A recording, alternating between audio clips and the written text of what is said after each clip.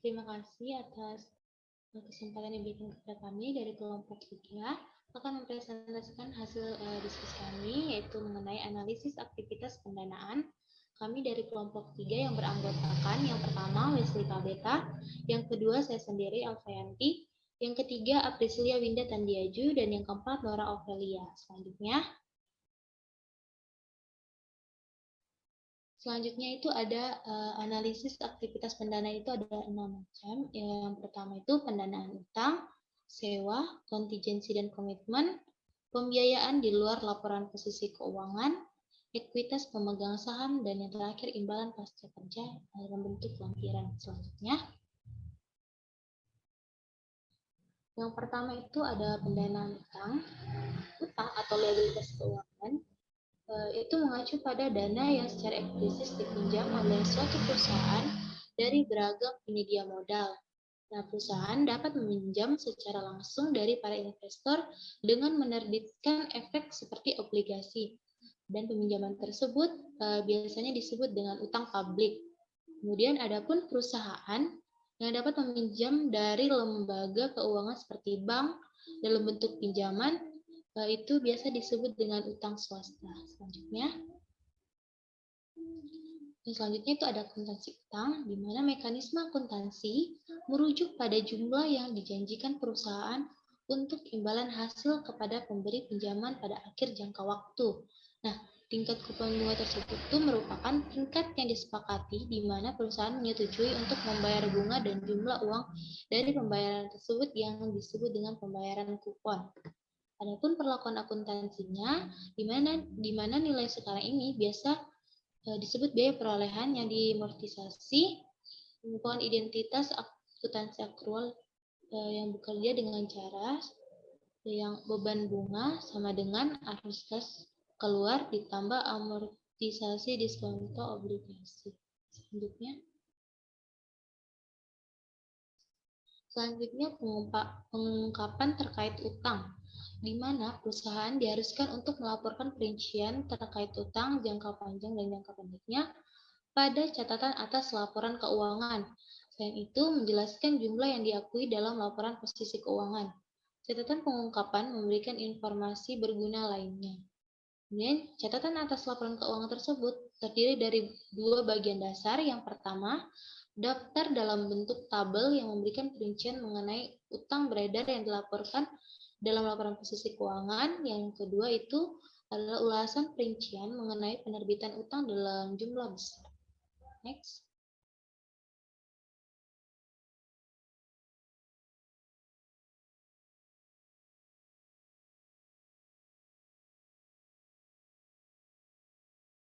Selanjutnya itu ada analisis pendanaan utang. Yang pertama itu biaya perolehan yang diamortisasi versus nilai nominal, di mana utang umumnya dilaporkan dalam laporan posisi keuangan yang sebesar biaya perolehan yang diamortisasi. Ini bisa berbeda dengan jumlah pada saat jatuh tempo atau nilai nominalnya. Nah, teori keuangan menyatakan bahwa nilai sekarang merupakan ukuran yang lebih tepat atas komitmen kas pada masa depan. Yang kedua ada akuntansi nilai wajar, di mana nilai wajar ini mencerminkan nilai sekarang atas utang. Namun, nilai wajar berbeda dengan biaya perolehan yang diamortisasi karena nilai wajar ini mencerminkan suku bunga kini, tidak seperti biaya perolehan yang diamortisasi yang mencerminkan suku bunga pada saat diterbitkan. Yang ketiga, mengakhiri utang masa depan. Itu penting bagi analis untuk memeriksa dengan seksama bahwa daftar pembayaran utang masa depannya.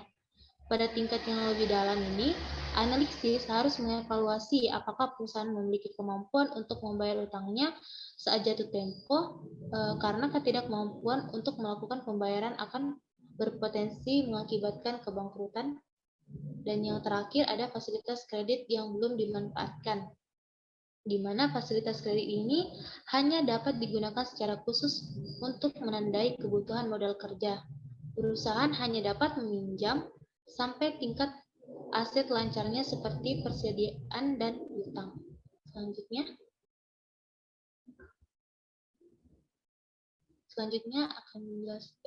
itu adalah perlindungan. di mana perlindungan ini para pemberi pinjaman sering memiliki kontrak eksplisit dengan perusahaan peminjam yang membantu para pemberi pinjaman melindungi uang yang dipinjamkan. Adapun 3 cara yang biasanya pemberi pinjam dapat melindungi dirinya. Yang pertama itu senioritas, di mana senioritas ini mengacu pada urutan pihak-pihak yang berbeda akan dibayar ketika bisnis perusahaan berakhir. Kemudian klaim senior akan dibayar sebelum klaim junior. Nah, senioritas ini dari klaim tertentu ditentukan sebelumnya oleh hukum. Misalnya hak pemerintah seperti utang pajak dan hak karyawan.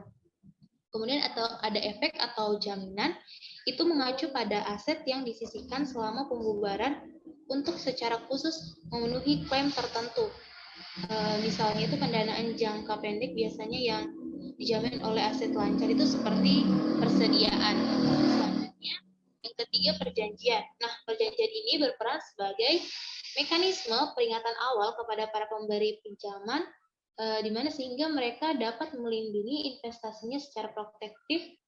Dan dengan kata lain ini, perjanjian ini memungkinkan pemberi pinjaman untuk mulai memonitor dan mengendalikan peminjam pada tanda awal masalah dan berharap baik sebelum sesuatu mulai memburuk. Selanjutnya saya serahkan ke teman saya, Wesley Kabeta.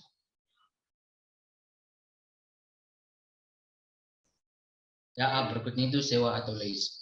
Sewa merupakan suatu perjanjian kontraktual antara pemberi sewa atau perjanjian pemilik dan penyewa untuk menggunakan aset yang dimiliki oleh lessor selama masa sewa. Nah, slide berikutnya. Akuntansi dan pelaporan sewa. Lease atau pihak yang menyewa aset mengverifikasikan dan mencatat sewa sebagai sewa pembiayaan jika pada awal sewa memenuhi salah satu dari 4 kriteria. Nah, adapun kriterianya itu yang pertama, sewa mengalihkan kepemilikan aset kepada lease pada akhir masa sewa. Terus yang kedua, sewa berisi opsi untuk membeli aset pada harga yang diperkirakan cukup rendah. Poin yang ketiga itu, masa sewa adalah 75% atau lebih dari perkiraan umur ekonomi aset. Nah, poin yang terakhir itu adalah nilai sekarang dari pembayaran sewa minimum pada awal masa sewa adalah 90% atau lebih dari nilai wajar aset sewaan. Ya, aturan akuntansi mensyaratkan agar semua lease mengungkapkan biasanya dalam catatan atas laporan keuangan. Yang pertama itu pembayaran sewa minimum masa depan secara terpisah untuk sewa pembiayaan dan sewa pembiayaan, sewa operasi untuk setiap 5 tahun berikutnya dan total jumlah setelahnya. Yang kedua, beban sewa setiap periode yang dilaporkan dalam laporan laba rugi. Ya, slide berikutnya itu pengungkapan sewa. Aturan akuntansi mensyaratkan perusahaan dengan sewa pembiayaan untuk melaporkan aset sewaan dan liabilitas sewa pada laporan posisi keuangan. Terlebih lagi, semua perusahaan harus mengungkapkan komitmen sewa masa depan untuk sewa pembiayaan dan sewa operasi yang tidak dapat dibatalkan. Ya, slide berikutnya. Analisa sewa. Adapun itu adalah dampak sewa operasi. Nah, sewa operasi melaporkan liabilitas menjadi lebih rendah dengan hanya melaporkan sewa dalam pembiayaan off atau balance atau sheet. Semua operasi melaporkan aset menjadi lebih rendah. Ya, poin ketiga, sewa operasi menunda pengakuan beban dibandingkan dengan sewa pembiayaan. Yang keempat, sewa operasi melaporkan liabilitas jangka pendek menjadi lebih rendah dengan hanya melaporkan bagian lancar dari pembayaran pokok dan pada laporan luar laporan posisi keuangan. Yang terakhir itu sewa operasi memasukkan bunga dengan beban sewa atau beban operasi. Ya, komprehensi sewa operasi ke sewa pembiayaan. Bagian ini memberikan suatu metode untuk mengkonversi sewa operasi ke sewa pembiayaan. Perlu ditekankan bahwa meskipun metode ini memberikan estimasi yang wajar, hal itu bukan tidak menghitung secara tepat semua dampak reklamasi sewa terhadap laporan keuangan. Ya, slide berikutnya. Kontingensi dan komitmen. Kontingensi adalah keuntungan dan kerugian potensial yang penyelesaiannya tergantung pada pada satu atau lebih peristiwa di masa depan. Kerugian kontingensi adalah klaim potensial atas sumber daya perusahaan dan disebut liabilitas kontingensi. Slide berikutnya. Analisis liabilitas kontingensi. Liabilitas kontingensi yang dilaporkan untuk pos-pos seperti jaminan dan garansi layanan merupakan estimasi. Analisis mengenai liabilitas ini hanya seakurat estimasi yang mendasarinya, yang sering kali ditentukan perusahaan berdasarkan pengalaman sebelumnya maupun ekspektasi masa depan. Ya, berikutnya pengungkapan catatan atas laporan keuangan kontingensi umumnya mencakup yang pertama, deskripsi mengenai liabilitas kontingensi dan tingkat risiko. Yang kedua itu jumlah potensi kontingensi dan bagaimana partisipasi pihak lain diperlakukan dalam menentukan exposure risiko. Yang ketiga itu pembahasan pembebanan terhadap laba untuk estimasi kerugian kontingensi. Ya, slide berikutnya saya serahkan ke rekan saya, Aprisilia. Komitmen merupakan klaim potensial atas sumber daya perusahaan karena kinerja masa depan berdasarkan kontrak. Komitmen tidak diakui dalam laporan keuangan karena peristiwa seperti penandatanganan kontrak, eksekutori, atau penerbitan pesanan pembelian bukan merupakan transaksi penyelesaian. Slide berikutnya. Pembiayaan off balance sheet. Pembiayaan di luar laporan posisi keuangan mengacu pada tidak tercatatnya kewajiban pembiayaan tertentu. Selain sewa, ada pengaturan pembiayaan off balance sheet lainnya, mulai dari yang sederhana sampai dengan yang sangat kompleks. Slide berikutnya. Entitas tujuan khusus atau Special Purpose Entities SPE yang sekarang menjadi buruk citranya dengan bangkrutnya Enron telah menjadi mekanisme pembiayaan yang sah selama beberapa dekade dan merupakan bagian yang tidak terpisahkan dari keuangan perusahaan dewasa ini. Berikut adalah konsep SPE yang sangat sederhana. Yang pertama, SPE dibentuk oleh perusahaan sponsor dan dikapitalisasi dengan investasi ekuitas. Beberapa di antaranya harus dari pihak ketiga yang independen. Yang kedua, SPE meningkatkan investasi ekuitas ini dengan pinjaman dari pasar kredit dan membeli aset produktif atau untuk perusahaan sponsor. Yang ketiga, arus kas dari aset produktif digunakan untuk melunasi utang dan memberikan imbal hasil kepada investor ekuitas. Slide berikutnya. Ekuitas pemegang saham. Ekuitas juga diartikan sebagai modal karena berupa harta yang dikeluarkan oleh perusahaan untuk digunakan sebagai biaya operasional perusahaan. Ekuitas pemegang saham adalah jumlah uang yang diberikan kepada pemegang saham ketika aset perusahaan dilikuidasi serta hutang dibayar. Nilai yang dalam kehidupan sehari-hari sering dibahas. Ekuitas yang satu ini juga dijadikan sebagai faktor acuan penentuan sehat tidaknya kondisi keuangan sebuah bisnis. Slide berikutnya. Nilai dari ekuitas tidak selalu positif. Bisa juga nilai ekuitas menjadi negatif karena beban yang dimiliki perusahaan lebih besar dibanding dengan nilai asetnya. Saat ekuitas memiliki nilai negatif, maka disebut dengan defisit. Beban perusahaan bisa dikategorikan sebagai hutang perusahaan, gaji karyawan, dan bisa juga beban operasional alat perusahaan. Ketika nilai ekuitas dalam posisi negatif, maka perlu diwaspadai karena jika para nilai negatifnya, bisa saja perusahaan mengalami kebangkrutan. Maka dari itu, perlu diketahui juga cara menghitung ekuitas. Ekuitas pemegang saham adalah jumlah uang yang diberikan kepada pemegang saham ketika aset perusahaan dilikuidasi serta hutang dibayar. Nilai yang dalam kehidupan sehari-hari sering dibahas. Ekuitas yang satu ini juga dijadikan sebagai faktor acuan penentuan sehat tidaknya kondisi keuangan sebuah bisnis. Slide berikutnya. Imbalan pasca kerja. Imbalan pasca kerja adalah imbalan yang harus diberikan perusahaan kepada karyawan ketika karyawan sudah berhenti bekerja. Contohnya, tunjangan pensiun, tunjangan kesehatan, dan asuransi jiwa pasca kerja. Slide berikutnya. Jenis-jenis imbalan pasca kerja. Yang pertama, iuran pasti, yaitu manfaat tergantung dari akumulasi iuran ditambah hasil pengembangannya. Perusahaan tidak memiliki kewajiban lagi di luar akumulasi iuran dan pengembangannya, misalnya JHT atau tabungan hari tua.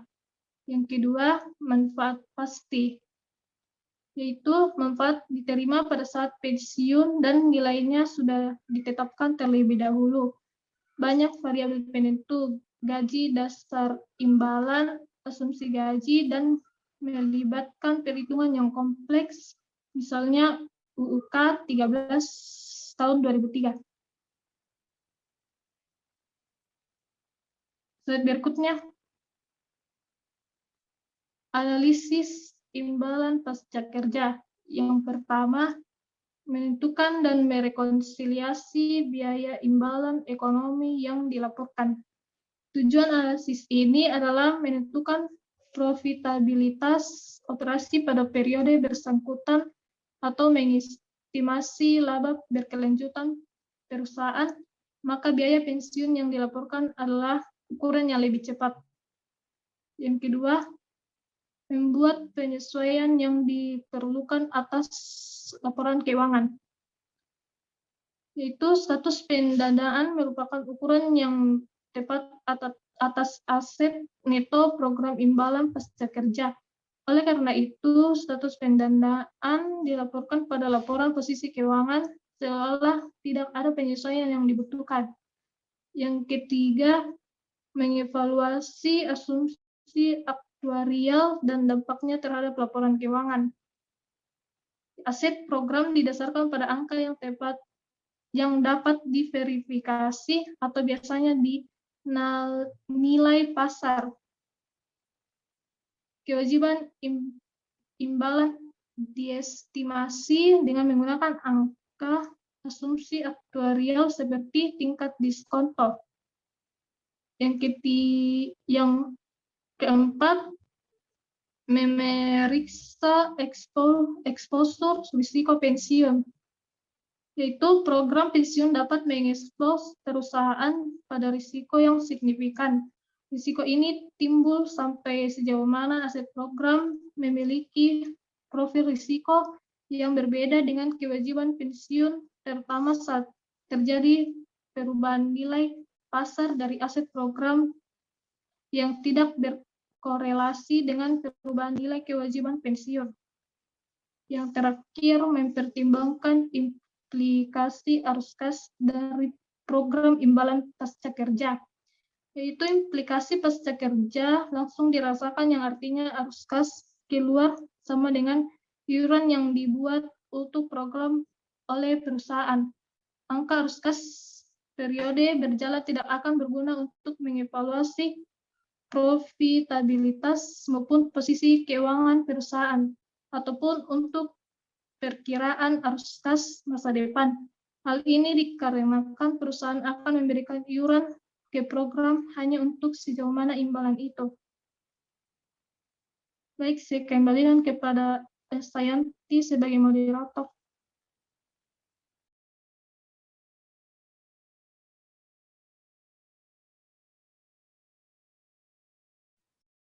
Baik, Sekian presentasi dari kelompok kami. Mohon maaf apabila salah dan kata.